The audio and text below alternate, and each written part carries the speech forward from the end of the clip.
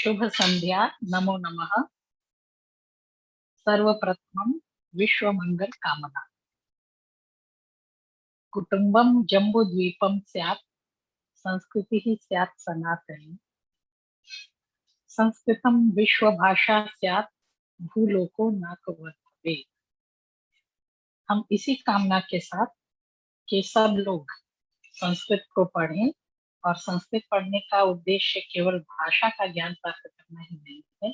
संस्कृत भाषा में विद्यमान जो बहुमूल्य साहित्य है, जो विज्ञान है, उसे हम संस्कृत सीख कर जाने और विश्व को उसका लाभ दे सकें। इसी उद्देश्य से हम सब संस्कृत का अध्ययन करने के लिए एकत्रित हुए। पिछले व्याख्यानों में हम लोग षष्ठी विभक्ति तक पढ़ा आए थे। आज हम सप्तमी विभक्ति अर्थात अधिकरण कारक की बात करेंगे। इंग्लिश में इसको लोकेटिव केस भी कहते हैं। जिस स्थान पर कोई क्रिया संपन्न होती है, उस स्थान को क्रिया का आधार कहा जाता है, और उस आधार के साथ क्रिया का सीधा संबंध माना जाता है। इसलिए आधार का क्रिया के साथ सीधा अन्वय होने के कारण अधिकरण को भी कारक माना जाता है। हम लोग कारक की परिभाषा जानते ही हैं, क्रियान्वयित्वम कारकत्वम। हमारे महर्षि पाणिनि ने अधिकरण कारक के लिए जो परिभाषा दी है वो है आधारो अधिकरणम, यानी आधार को हम अधिकरण कारक कहते हैं। इसको आप ध्यान में रखेंगे। इंग्लिश में इसको अभिव्यक्त करने के लिए हम लोग ऑन, एट, इन, ये सब प्रीपोजिशंस यूज करते हैं, और हिंदी में मे और पर के द्वारा, इन चिन्हों, विभक्ति चिन्हों के द्वारा जिन जिन शब्दों को हम अभिव्यक्त करते हैं, जिन भावों को अभिव्यक्त करते हैं, वही संस्कृत में सप्तमी विभक्ति यानी अधिकरण कारक के द्वारा हम अभिव्यक्त करते हैं। अब ये आप जानते हैं कि अभी हम अकारांत और आकारांत, अकारांत पुल्लिंग और नपुंसक लिंग तथा आकारांत स्त्रीलिंग प्रातिपदिकों को या शब्दों को लेकर ही अपनी विभक्तियों का ज्ञान पूरा कर रहे हैं। तो हम ये देखेंगे कि अकारांत में सप्तमी विभक्ति के रूप कैसे चलते हैं और आकारांत में किस प्रकार के रूप चलते हैं। सबसे पहले हम रामः, अपना अकारांत पुल्लिंग शब्द है रामः या बालकः, इनके सप्तमी विभक्ति के रूप कैसे चलते हैं। रामः का होगा रामे, द्विवचन में होगा रामयोः, बहुवचन में होगा रामेषु। इसी प्रकार सभी अकारांत पुल्लिंग शब्दों के रूप चलेंगे। जैसे बालकः तो बालके, बालकयोः, बालकेषु। इसी प्रकार अश्वः, अश्वे, अश्वयोः, अश्वेषु। गजः, गजे, गजयोः, गजेषु। न केवल पुल्लिंग अपितु नपुंसक लिंग जो अकारांत शब्द हैं, जैसे फल, पुस्तक, यान, फलम, पुस्तकम, यानम, इन सब के भी तृतीया विभक्ति से लेकर रूप पुल्लिंग के ही समान चलते हैं, अतः इनके रूप भी ऐसे ही चलेंगे। जैसे वातायनम, इसके रूप चलेंगे वातायने, खिड़की को कहते हैं, वातायनयोः, वातायनेषु। पुस्तके, पुस्तकयोः, पुस्तकेषु। याने, यानयोः, यानेषु। चक्रे, चक्रयोः, चक्रेषु। यंत्रे, यंत्रयोः, यंत्रेषु। इतना पर्याप्त मुझे लगता है। अब हम देखते हैं स्त्रीलिंग शब्दों को कैसे चलाएंगे। आकारांत में कारिका शब्द है। कारिका श्लोक को कहते हैं संस्कृत में। श्लोकः पुल्लिंग शब्द है, कारिका स्त्रीलिंग शब्द है, लेकिन दोनों का अर्थ श्लोक ही होता है। पद्यम नपुंसक लिंग में श्लोक को कहते हैं पद्यम, और कारिका स्त्रीलिंग में, लेकिन अर्थ एक ही है। वही चार पदों से, जो 4 पादों वाला जो ऐसी रचना जो छंदोबद्ध होती है उसको श्लोकः भी कहते हैं, कारिका भी कहते हैं और पद्यम भी कहते हैं। तो कारिका के रूप कैसे चलेंगे? कारिका स्त्रीलिंग में है, एक वचन में लता, लते, लता की तरह एक वचन में प्रथमा विभक्ति में कारिका प्रातिपदिक जो है उसका सप्तमी में रूप कैसे चलता है? कारिकायाम, कारिकयोः, कारिकासु। ध्यान रखेंगे यहाँ पर पुल्लिंग में बालक था, बालकः था तो बालकेषु। बहुवचन में एकार हो जाता है पुल्लिंग में, लेकिन स्त्रीलिंग में एकार नहीं होकर आकार ही रहता है और एकार के कारण वहां मूर्धन्य श हो जाता है, बालकेषु मूर्धन्य श में छोटा हो। यहाँ होता है कारिकासु स्त्रीलिंग। इसी तरह से लता है तो लतायाम, लतयोः, लतासु दंत स में छोटा ऊ होता है। उसी प्रकार माला, मालायाम, मालयोः, मालासु इसी प्रकार के प्रयोग होते हैं। जैसे राका, रात्रि को कहते हैं राकायाम, राकयोः, राकासु। निशायाम, रात्रि में, निशयोः, 2 रात्रियों में, निशासु अनेक रात्रियों में, 2 से अधिक रात्रियों में। कन्यायाम, कन्यायोः, कन्यासु। बालिकायाम, बालिकयोः, बालिकासु। तो ये हमने अकारांत पुल्लिंग, नपुंसकलिंग तथा आकारांत स्त्रीलिंग के सप्तमी विभक्ति के रूपों को देखा। अब हम कुछ सर्वनामों को भी देख लेते हैं। तत् सर्वनाम है। तत् से आप रूप बनाते हैं पुल्लिंग में सह तौ ते, तम तौ तान। तो सप्तमी में क्या रूप बनेंगे? तस्मिन तयोः तेषु। स्त्रीलिंग में आप तत् सर्वनाम के रूप बनाते हैं सा ते ताः। सप्तमी में क्या रूप बनेंगे? तस्याम तयोः तासु। नपुंसक लिंग में आप तत् ते तानि बनाते हैं तो उसके सप्तमी में पुल्लिंग के ही समान रूप बनेंगे तस्मिन तयोः तेषु। इदम सर्वनाम है, इससे आप रूप बनाते हैं अयम, इमौ, इमे। सप्तमी में रूप बनेंगे अस्मिन, अनयोः, एषु पुल्लिंग में। और स्त्रीलिंग में बनेंगे अस्याम, अनयोः, आसु।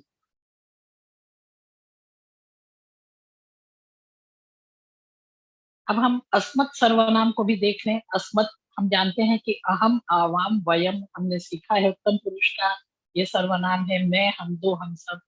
सप्तमी में क्या रूप बनेंगे? मुझ में, हम दोनों में, हम सब में। मयि, म य में हरसोई, मयि, आवयोः हम दोनों में, अस्मासु हम सब में। इसी तरह जो युष्मत प्रातिपदिक युष्मत सर्वनाम है, युष्मत सर्वनाम मध्यम पुरुष का सर्वनाम है।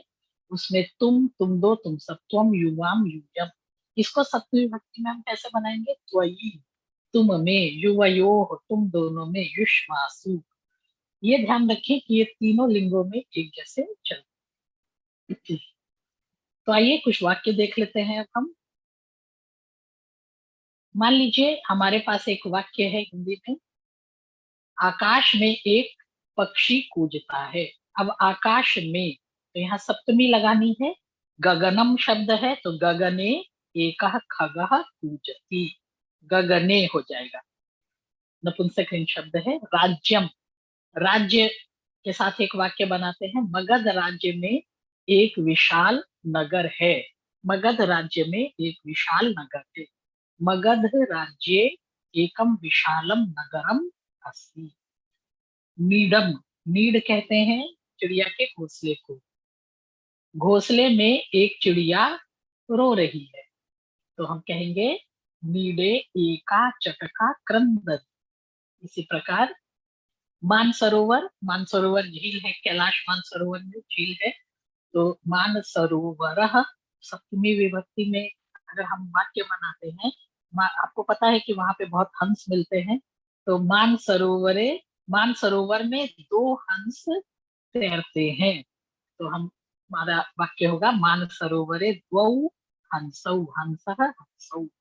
मानसरोवरे द्वौ हंसौ तरतः तैरते हैं। मार्गः, मार्ग के बारे में, मार्ग रास्ते को कहते हैं।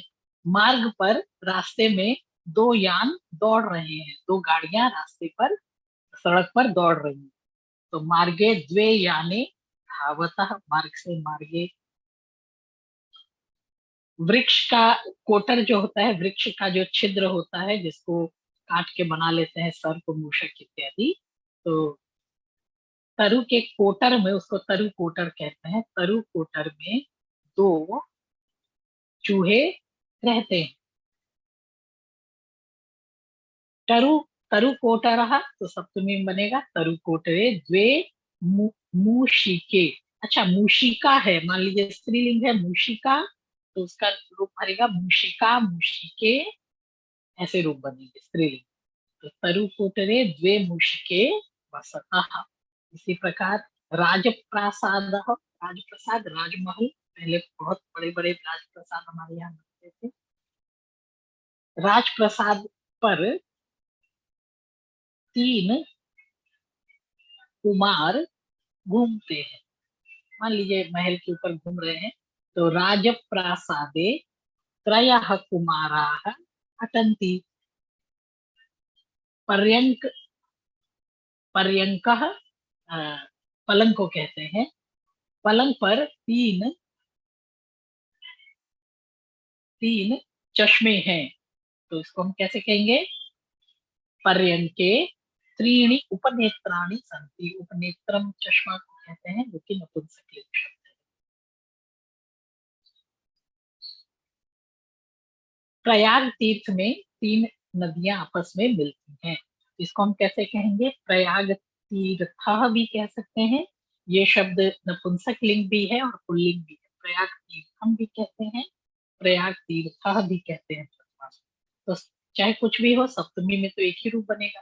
प्रयाग तीर्थे तिस्रः नद्यः मिलन्ति। तीन नदी स्त्रीलिंग है, इसलिए तिस्रः, ये आप जानते हैं।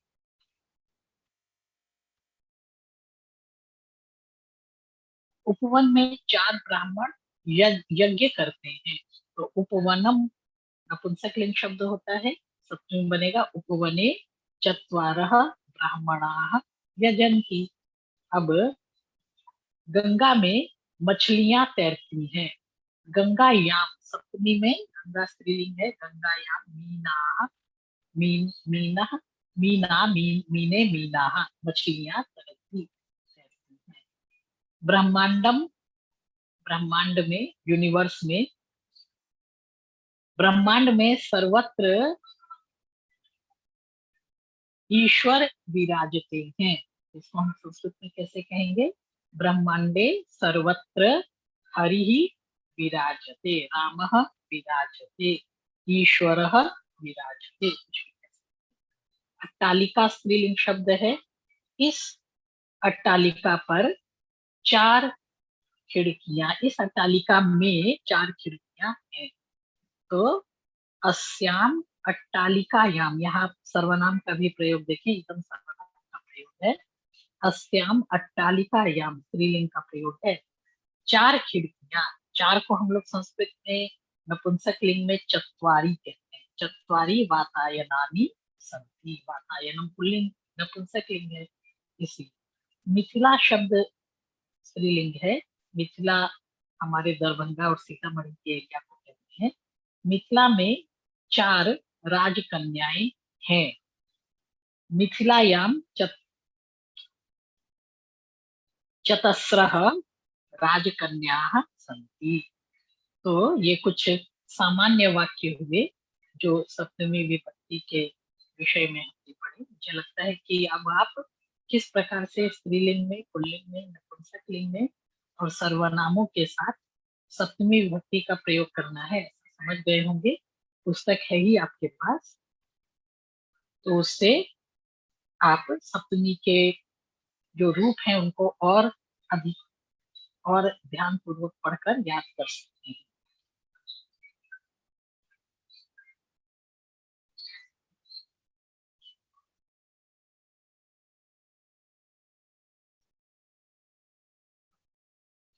सप्तमी विभक्ति में यदि हमें कुछ प्रश्न पूछने हो तो उसके लिए हम पुत्र अव्यय का प्रयोग करते हैं। जैसे मान लीजिए प्रश्न हम कर सकते हैं, रामः कुत्र वसति, राम कहाँ रहते हैं, तो इसका जो उत्तर होगा कुत्र का, वो सदा ही सप्तमी विभक्ति में होगा। हमारा उत्तर क्या होगा, रामः अयोध्यायां वसति, भारतस्य सर्वकारः दिल्ल्यां वसति, भारत की सरकार दिल्ली में रहती है। इसी तरह से अहम मथुरायां वसामि, मैं मथुरा में रहता हूँ। अहम मोदफलपुरे वसामि, मैं मोदफलपुर में, मुजफ्फरपुर में। अशोकः पाटलिपुत्रे वसति, कृष्णः मथुरायां वसति, मुगलाः दिल्ल्यां वसति, दिल्ली का भी सप्तमी एकवचन में रूप बन जाएगा दिल्ल्यां। यहाँ पर आपको एक अंतर स्पष्ट करना चाहिए, जहां से कोई कार्य आरंभ होता है वहां कुतः अव्यय का प्रयोग करना चाहिए, और जहां पर कोई कार्य हो रहा है वहां कुत्र का प्रयोग कर किया जाता है। जैसे मान लीजिए आपको कहना हो कि आप कहाँ से आए हैं, आप कहाँ के हैं। अब दो बातें हैं, आप कह सकते हैं कि आप पूछ सकते हैं कि आप कहाँ रहते हैं, तब आप पूछेंगे त्वम कुत्र वससि। लेकिन अगर आप शॉर्टकट में पूछना चाहें तो त्वम कुतः, तुम कहाँ से हो, ऐसे पूछते हैं ना, where where are you from, उसको कहेंगे त्वम कुतः। राधा राधा कुतः, राधा कहाँ से है, कुतः भवान, आप कहाँ से आते हैं, भवती कुतः स्त्रीलिंग में। आप इसका मतलब भी यही होता है कि आप कहाँ की रहने वाले हैं। तो उत्तर में भी आप कहेंगे अहम मुंबई नगरात, मैं मुंबई नगर से आता हूँ। अहम चेन्नई नगरात, अहम कोलकाता नगरात, अहम नासिक नगरात, अहम पटना नगरात, ना, कुछ भी कह सकते हैं। अहम भारत देशात, कुतः भवान, अहम भारत देशात। और अगर किसी लड़की को पूछना है तो आप कहेंगे कुतः भवती। और अगर पुत्र का प्रयोग करना है तो वहां वस धातु लगनी चाहिए। त्वम कुत्र वसति, तुम कहाँ रहते हो, तो उत्तर होगा अहम दिल्ल्यां वसामि, अहम भारते वसामि। वहां सप्तमी लगेगी, कुत्ता के साथ पंचमी, और कुत्र के उत्तर में सप्तमी विभक्ति।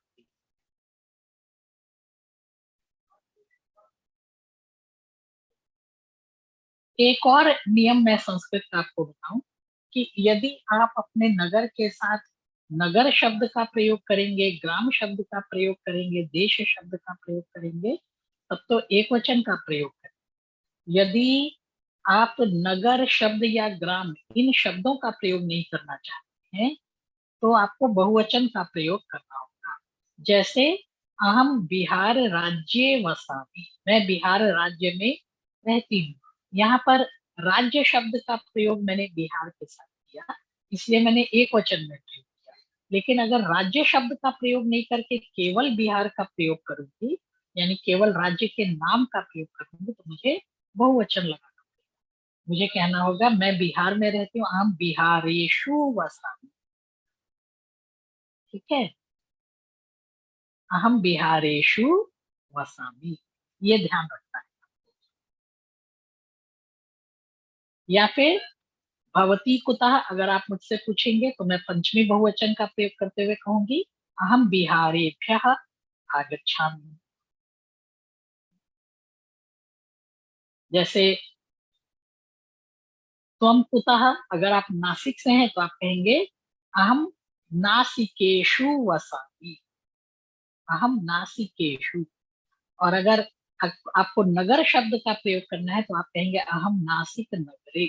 नगर शब्द का प्रयोग करेंगे तो उसमें एक वचन में प्रयोग होगा, और अगर नगर ग्राम राज्य देश, अहम भारत देशे वसामि, लेकिन अहम भारतेषु वसामि, मैं भारत में रहता हूँ, क्योंकि आपने देश शब्द वहां नहीं बताया तो आपको वचन का प्रयोग करेंगे।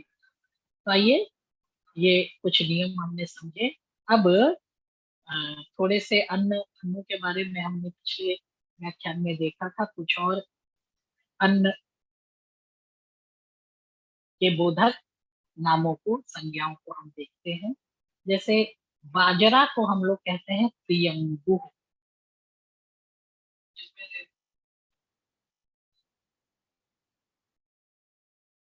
तो बाजरा जो है वो थोड़ा राजस्थान में होता है और थोड़ा गर्म अन्न होता है। इसका वाक्य हम बना सकते हैं, प्रियंगु उष्णम अन्नम। अन्नम क्योंकि नपुंसक लिंग है इसलिए हमने उष्ण का प्रयोग किया। मसूरा, मसूर को कहते हैं, मसूर की दाल को मसूरा, समय बड़ा हूँ मसूरा में और उसी का आप मसूरा को ही मसूर की दाल भी कहते हैं।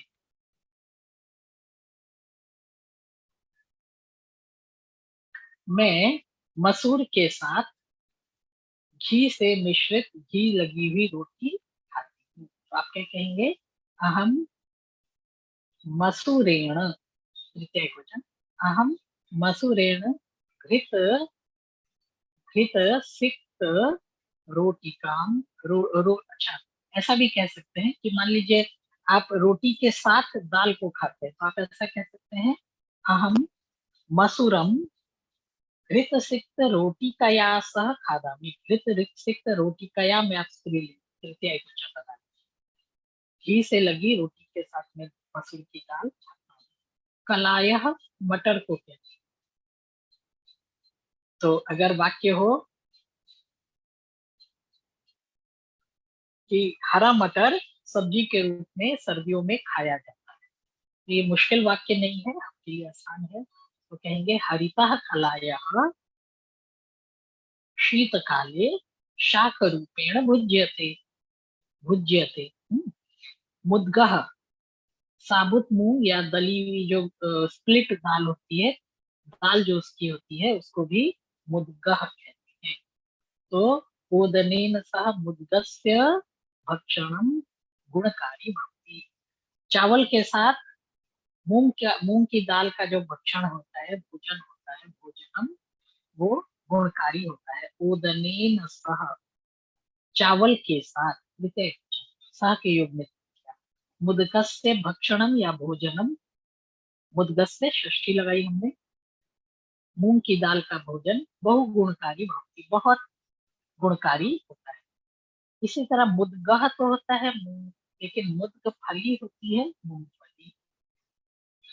तो हमको अगर कहना हो कि मूंगफली में बहुत प्रोटीन होता है तो हमारा वाक्य संस्कृत में हो सकता है, मुद्ग फली प्रोटीन प्रचुरा भवति। प्रोटीन प्रचुरा यानी जिसमें प्रोटीन की मात्रा अधिक है, ऐसी आढ़की, अरहर को कहते हैं, बड़ा आठ में आढ़की। तो हमने अभी दीर्घ इकारांत शब्द नहीं पढ़े हैं, लेकिन इसका षष्ठी में रूप होता है आढ़क्याः प्रयोगः अस्माकं पूर्व प्रदेशेषु बाहुल्येन भवति। आपको ये पता होगा कि हमारे बिहार, बंगाल इत्यादि राज्यों में अरहर की दाल का बहुत प्रयोग होता है। आढ़क्याः प्रयोगः अस्माकं पूर्वप्रदेशेषु, भारतस्य पूर्वप्रदेशेषु बाहुल्येन भवति। चूर्णम, आटा को कहते हैं, कोई भी आटा उसको चूर्ण कहते हैं। अन्नानां चूर्णेन वयं बहून् भोज्य पदार्थान् कुर्मः। अन्नानां भोजनेन, विभिन्न अन्नों के आटों से हम वयम क्या करते हैं, बहून भोज्य पदार्थ, बहुत से भोज्य पदार्थों को, पदार्थ पुल्लिंग शब्द है, द्वितीय बहुवचन में पदार्थ, बहून भोज्य पदार्थ कुर्मः, कुर्मः बनाते हैं। करोति कुरुतः कुर्वन्ति, करोषि कुरुतः कुरुत, उत्तम पुरुष में करोमि कुर्वः कुर्मः, सब बनाते हैं, वयम कुर्मः।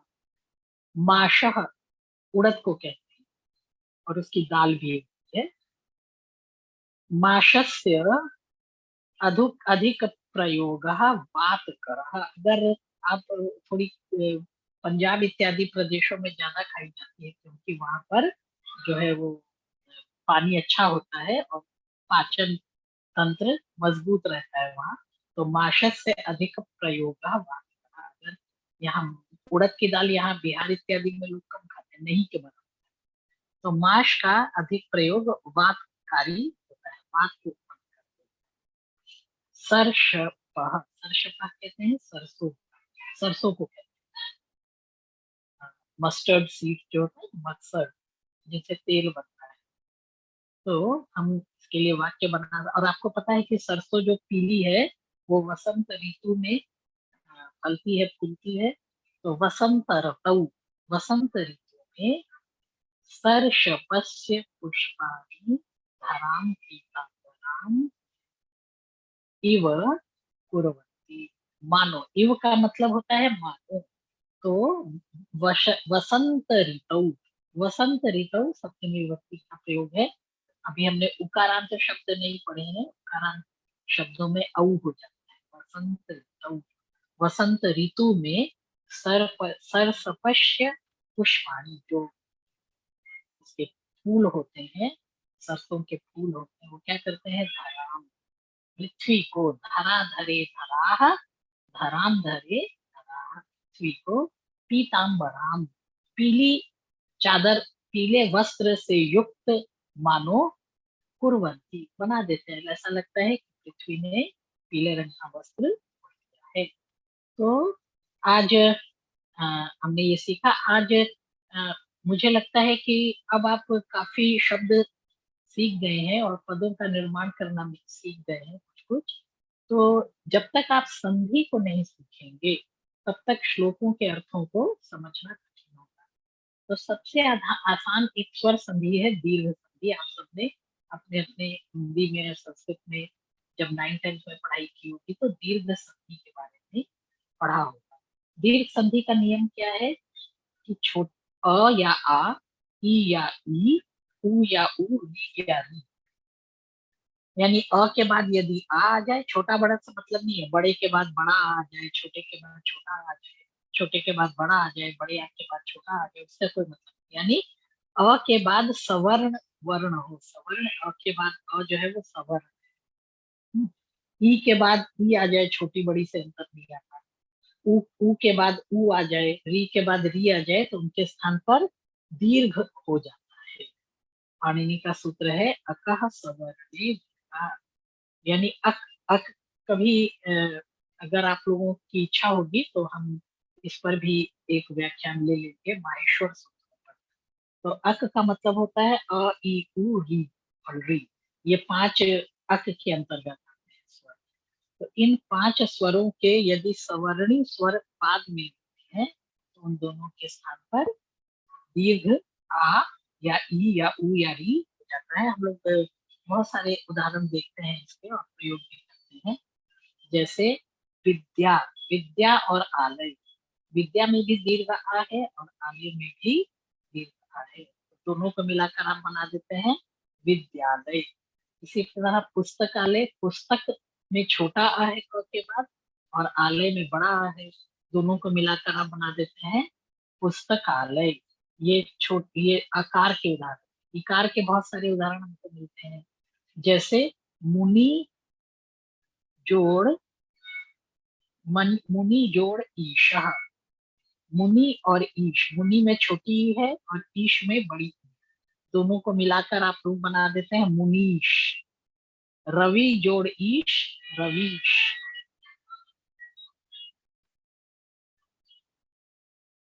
इस प्रकार से रूप आप बनाते हैं। इसी प्रकार गुरु जोड़ उवाच, गुरु ने कहा, गुरु वाच, इस प्रकार के रूप उ को उ के साथ मिलाकर बन जाते हैं। तो ये दीर्घ संधि के कुछ उदाहरण है जिसको हमने आज सीखा। इसके संबंध में मैंने आपसे चर्चा की थी कि एक प्रश्न मैं आपको देना चाहती हूँ।